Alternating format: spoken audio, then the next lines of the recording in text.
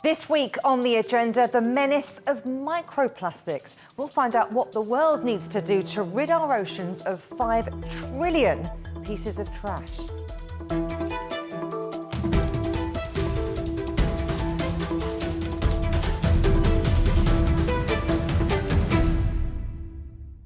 Billions upon billions of items of plastic waste are choking our oceans. Studies show around a truckload of plastic is dumped in the ocean every minute.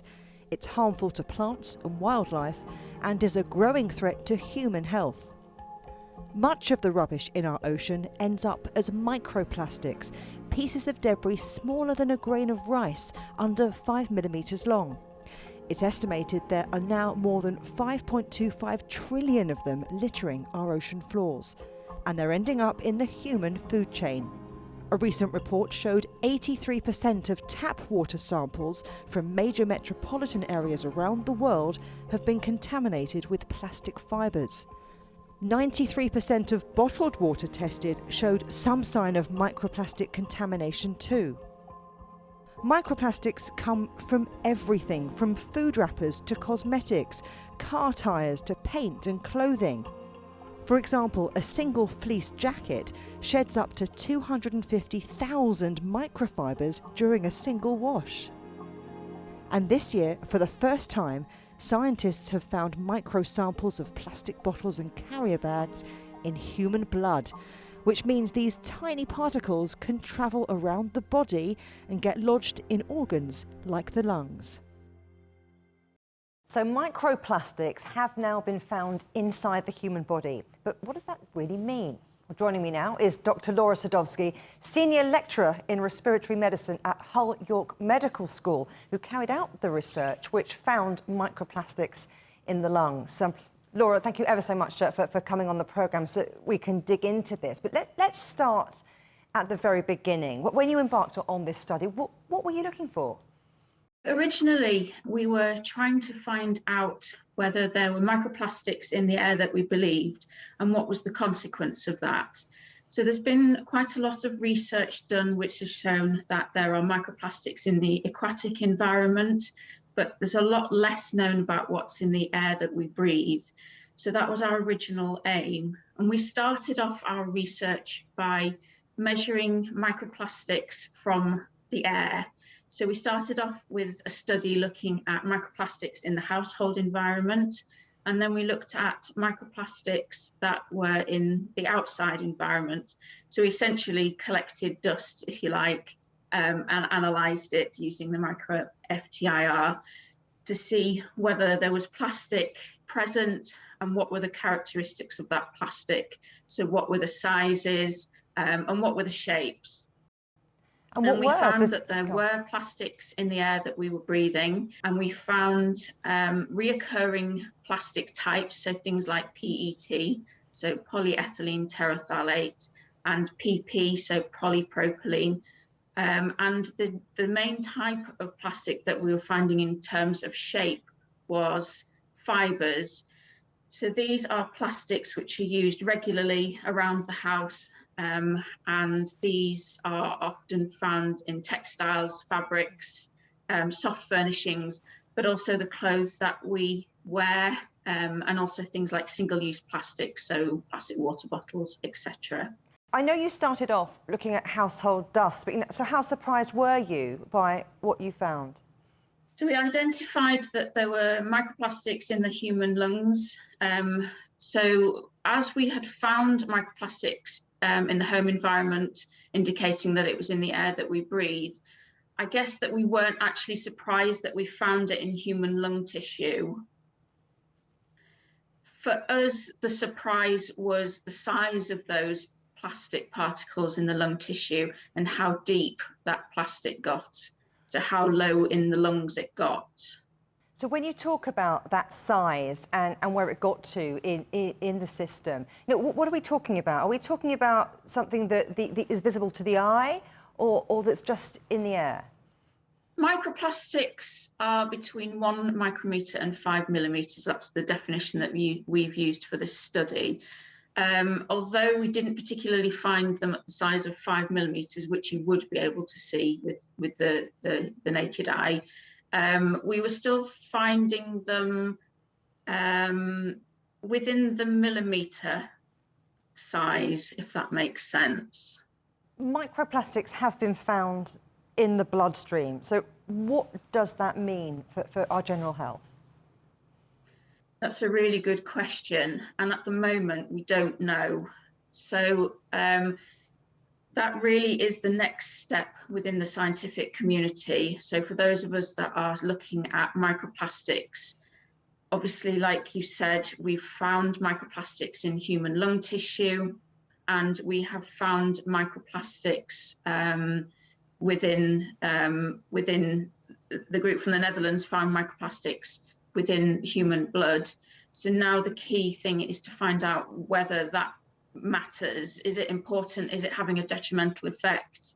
And at this stage, we don't know. There are some studies out there which have looked at microplastics on human cell cultures. So these are within a laboratory setting. They're not within whole people. And at the sort of higher concentrations that they've been tested in, they did find that there were some effects, so things like inflammation. But knowing now what we know, having found it in tissue and in blood, we can perform more realistic studies looking at specific types of plastics, specific shapes of plastics, and the sort of levels that we're actually finding in the human body. And that really is the next step. Do you worry that this is just too big to tackle, that we're breathing in these microplastics, that there's not enough funding to study it the way you'd like it? Is it too big to tackle? I don't think it's too big to tackle at the moment. I think with the scientific community, there's enough of an interest, there's public interest. I think that, you know, as a community, we can pull together and we can try and work out whether there's a detrimental effect. And also there's scientists out there working to try and reduce the microplastics, try and reduce what's going on. So I think as a community, we can all pull together and do something about it. Some really interesting findings there. Thank you so much for talking us through the study. Dr Laura Sadofsky from the Hull York Medical School. Thank you. Thank you. A report from Environmental Action in 2021 claimed that, perhaps surprisingly, paint is the single largest contributor to ocean microplastics pollution. So let's talk more about that now and how it might be solved. I'm joined from Geneva by Declan McAdams, who's the co-founder and chair of Norwegian startup Pinovo. Declan, thanks ever so much for coming on. So talk us through it. You know, why is paint such a problem when it comes to microplastics in the ocean? Paint is actually made up of a lot of plastic. On average, 50% of all paint is made of plastic. For heavy industrial marine paints, it's actually higher than that. For domestic paints, which we use to decorate our homes, it can be between 0 and 10%. So on average, about half of all paint is plastic. The second thing is, it's not to say that paint is bad per se. The problem is actually mismanaged paint. What does that mean? Mismanaged paint is paint that's lost into the environment either at the time of application, overspraying, or washing your brushes under a tap in a sink, at maintenance, and this is in an industrial environment, where they strip off the old paint before repainting, and then end of life, these awful scenes you see of ships being rolled up onto beaches in Bangladesh and being stripped with the huge environmental and human catastrophe. But how does this microplastic from paint end up in rivers, in oceans? Well, in practical terms, a lot of industry and obviously marine activity is located at, in, or over the water. You think about it, all the bridges over the water, shipyards, petrochemical plants, nuclear plants, generally beside the sea. On the sea, ships, oil rigs, and now wind turbines. So we don't think about it, but from an industrial point of view, a lot of activity takes place at, on, or over the sea. And then you have what they call runoff. So you rinse your paintbrushes under a tap, where does that go? It goes down through the water systems and into the sea, ultimately. But you've got a product that might be able to tackle this problem. Talk us through how that works. Yes, we do. The traditional methods of taking off paint before you repainted an object were needle gun. These are really basic, but they basically just scrape off the old paint. But the bigger activity is with sandblasting or high-pressure water jetting. And what they do is they blast off the old paint, crush it into microplastic, and if it's not collected, which for the most part it's not, it ends up in the ocean or the environment. What we do is essentially, in very simple terms, attach a vacuum cleaner to the end of the blasting tool. So no paint residuals or grit or dust enter the ocean or the environment.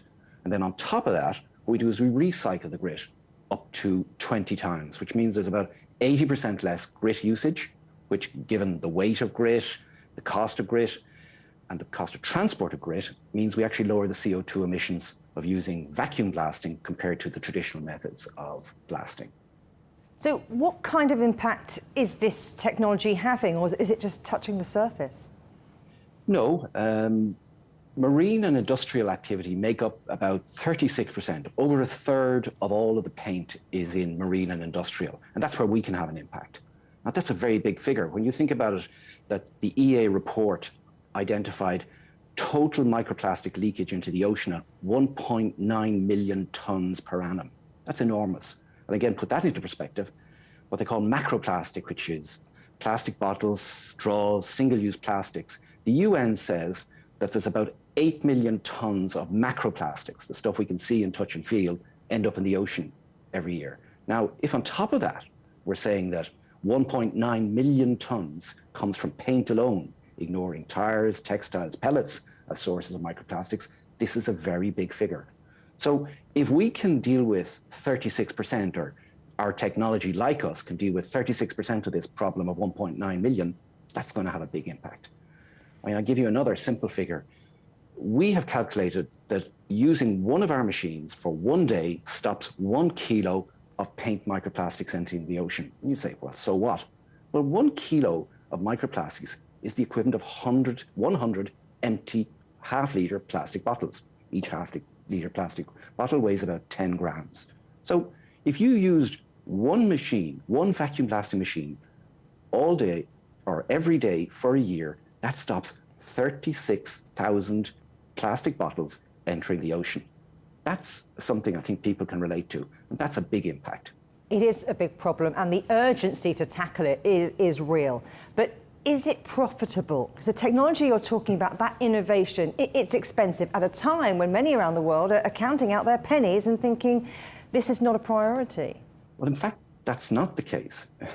Believe it or not, using vacuum blasting is actually up to 60% cheaper than the traditional methods. Why? Because if you use vacuum blasting, there's no need to sheet, there's no need to scaffold, and there's no need to clean up afterwards. But this is all predicated on the fact that the traditional methods of blasting, which, as I said, were open grit blasting or high pressure water jetting, didn't have this collection capacity. So what happens? The industrial users let the asset rust up to 30 to 50% before they do anything. They do what they call campaign maintenance.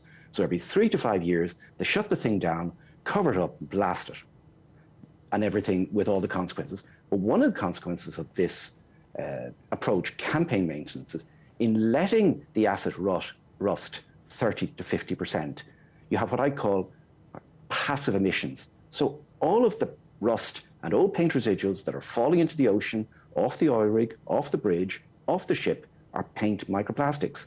Now, if you move to continual maintenance, what we do in our house, in practical terms, if you see a problem, you stop the problem before it becomes a big problem. Now, that wasn't possible with the traditional methods. With vacuum blasting, it is. You take the tool out of the toolbox, you do the piece of work on the spot of rust as it appears, you remove the old paint, create the surface, repaint, and not only is it cheaper, but you actually lengthen the life of your assets. Let's talk about the European Commission, because they've got an objective to reduce microplastic emissions by 30% by 2030. So what does it need to do to make sure that happens? Or again, are we looking at a problem that's too big to fix in such a short time frame?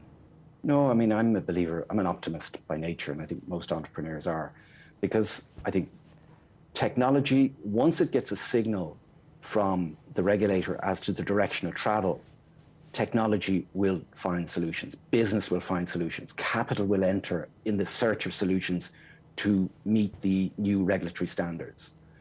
So I certainly believe this is possible. I mean, taking our case, our technology exists, it works. So we can have an impact. We are having an impact today. Our technology is out there working, protecting the environment by stopping paint microplastic emissions. So certainly, and there are other vacuum blasting players as well, they can do the same thing.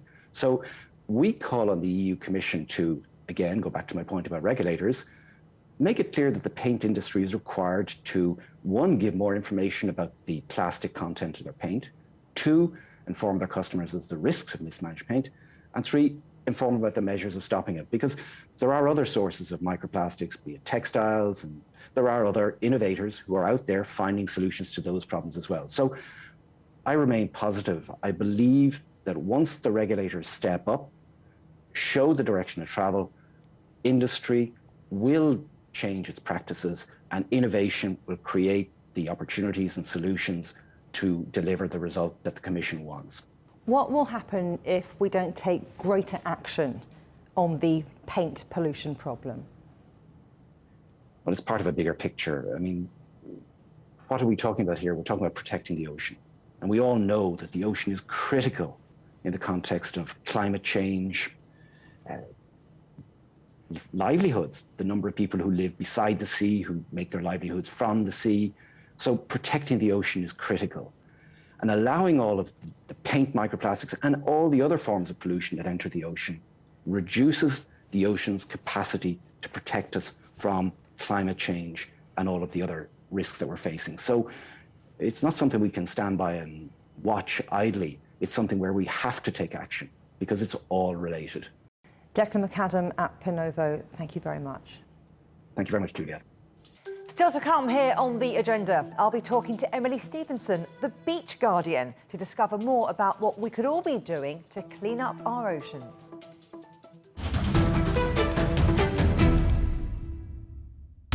Roger, repeat loud, clear. We can try out the wild and crazy ideas. Nothing can stop an idea whose time is coming. This idea is coming. I actually feel quite comfortable in isolation. We should all be very basic when we're trying to save the world. Oh, no. We hope it will happen. We have to live in hope.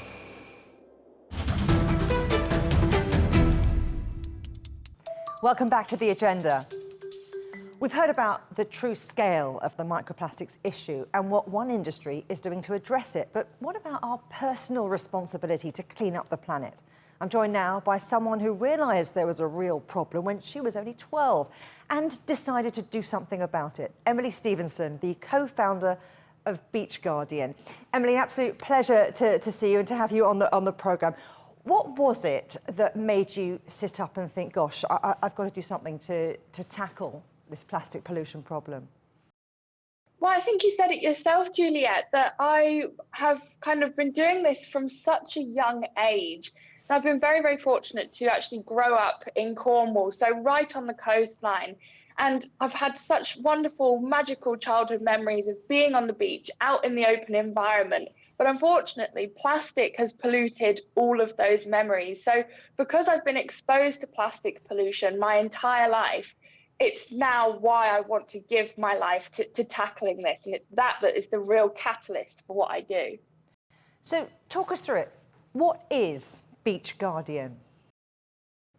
So Beach Guardian is a marine conservation NGO that essentially aims to tackle plastic pollution by empowering communities. Everything we do is about people power, people coming together, taking a stance, taking responsibility, and really looking after our local environment. So we work in all different areas through education, outreach, working with businesses to stop plastic pollution at its source, working with policymakers, but also working within healthcare. We've recently started an initiative where we offer social prescribing, so getting people who are struggling with mental health, addiction, loneliness, down on beach cleans to connect with themselves, the environment, and other people too. So we do a whole host of stuff really to just tackle plastic pollution.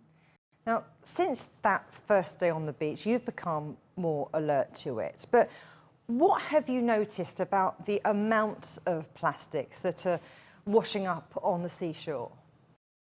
Well, there's two really important things I want to cover here, and that is if you speak to anybody that visits the area of coastline that we look after here in North Cornwall at Beach Guardian, they will tell you that over the last 5 years, the amount of plastic on the beaches here has decreased. The beaches are looking cleaner. Now, this is, of course, not because there's less plastic going into the ocean. That is not true. There's more and more plastic going into the ocean every single day. But what we're seeing is that people in their everyday lives within the community are taking responsibility. You know, you've got the retired lady that walks her dog every single morning and fills up a poo bag with plastic. You've got a family that goes down after school and they get a bag of plastic. So the beaches are getting cleaner. However, that's just talking about the bigger items. The microplastics, this problem is one that has been increasing noticeably. I actually remember a few years ago at the beach that I grew up on, Trevone Bay, I had never seen microplastics on this beach, but we did a beach clean. I remember the exact day, I remember who was there, and I looked in the strand line and suddenly microplastics. And now every day since, there's more and more. So, you know, it's really in a short time frame that we're seeing these differences. Why do you think that's happening? Well, I think obviously, you know, the positive side of things, why the beaches are getting cleaner, is because people feel this urgency and this desire and this connection to actually take action and do something. But the problem with microplastics, I think it's been able to go under the radar for such a long time because these particles are so small in size. You know, you've got people that go to the beach for their entire lifetime. I've had a lady join me on a beach clean and she says, you know, I've visited this beach every day for the last 80 years. There isn't a problem with plastic here. But I say, well, actually, look in the sand, look at these microplastics. And it's that real light bulb moment that actually beneath our feet this entire time, there has been this growing problem of microplastics. So now it's up to us doing things like we are today to talk about it, bring awareness to it so we can tackle it. Now, earlier in the programme, we spoke to one of the scientists who've discovered microplastics embedded in human lungs.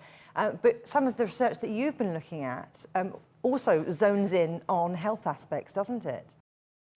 Exactly, yes. So my research, I'm currently a PhD student with the University of Exeter and Plymouth Marine Laboratories, and I look at something a little bit different. So my research looks at microplastics, but also antimicrobial resistance. So this is the ability for microbes, so some of the most common and widespread infections caused by microorganisms, evolving the ability to be resistant to drugs, meaning antibiotics are no longer working. And everybody kind of knows about this problem, at least a little bit within the hospital environment. But actually recently, the physical environment has been shown to be a hotspot for antimicrobial resistance. You know, people using the environment for recreation, for example, are becoming exposed to these drug-resistant infectious organisms. We've seen that surfers, for example, going into bathing waters, become colonized by drug-resistant E. coli, for example. So my research looks at, well, in these environments where we have drug-resistant organisms, we also have microplastics. So when the microplastics are in the environment, they become colonized. So the microorganisms attach themselves to microplastics. And then we know that microplastics don't degrade in the environment. We know that they are transported all across oceans into new, pristine environments. So could microplastics be exposing people or animals to potentially disease-causing organisms that cannot be treated with antibiotics? So that's really important research, but how can people play their part and stop microplastics getting into the ocean? I mean, is recycling and litter picking enough? I think what's really important to recognise is that microplastic pollution is plastic pollution. And by reducing our consumption of plastics, we're reducing our output of microplastics. You know, one of the most common sources of microplastics just come from larger items that have broken up into these smaller fragments. So if we look at the kind of waste hierarchy, of course, we have recycling as an option, but also we have reducing. If we can reduce our consumption of plastics, ultimately we're reducing the amount of microplastics we're emitting.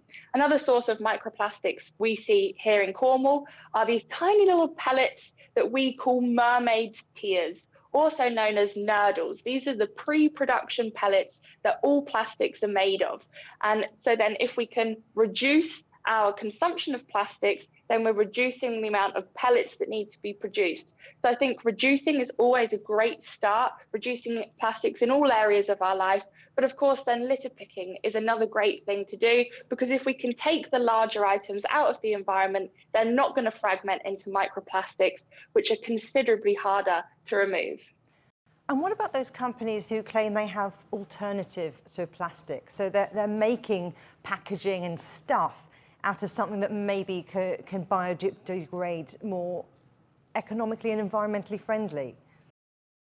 I think innovation is going to be our greatest ally in tackling some of these widespread issues like microplastics. Unfortunately, we do find some kind of negative stories to accompany this. I don't know if you've ever heard of greenwashing. So there are a lot of companies now that are kind of using this environmental agenda to sell their products, sometimes with the best intentions at heart, but sometimes just kind of using, you know, the greatest kind of purchasing power within the consumer now lies within whether something is environmentally friendly. So if you can stick a green tag on something and say it's biodegradable or eco-friendly, people are probably more likely to buy it, even if it's got a heftier price tag. But what is the cost on the environment? Are we just kind of making knee-jerk reactions to try and do something when actually it may just have the same effects on the environment? So we do see this with, for example, biodegradable dog poo bags. I'm afraid it's not a very glamorous subject, but we do see that people are spending more money on biodegradable poo bags. They collect their dog poo, and then because it says biodegradable on the bag, people just leave it in the environment, thinking they're doing the right thing. Well, many of these biodegradable products need very, very specific conditions to actually start breaking down. Now, in the environment here in the UK, those conditions are entirely absent, meaning that it will just act the same as fossil fuel-based plastic, and it will become microplastics. So we need to be very, very careful when we innovate to communicate just how to deal with these new materials. Now, you've been talking about plastic pollution since you were 12 years old. It's even steered you in terms of your career choices and your lifestyle. So if you could give one message to people out there watching, if there's one thing that they could do, what would it be? I think sometimes conservation seems like something that, or being a volunteer seems like something you have to sacrifice to be able to do. And sometimes it may not be accessible to everybody, but actually being an environmentalist and caring about the environment is something that we can all do. And to tackle it, there is one thing that is accessible to everybody on this entire planet, and that is just to talk about the environment, talk about the planet, whether this is physically with words or online, make posters, whatever. Any conversation that you have about the environment is one step closer to protecting it. Because we talk about it, we connect to it. And once we're connected to something, we want to protect it. So my one message is just to talk about the environment. So talk about the environment. Emily Stevenson, thank you very much. Thank you.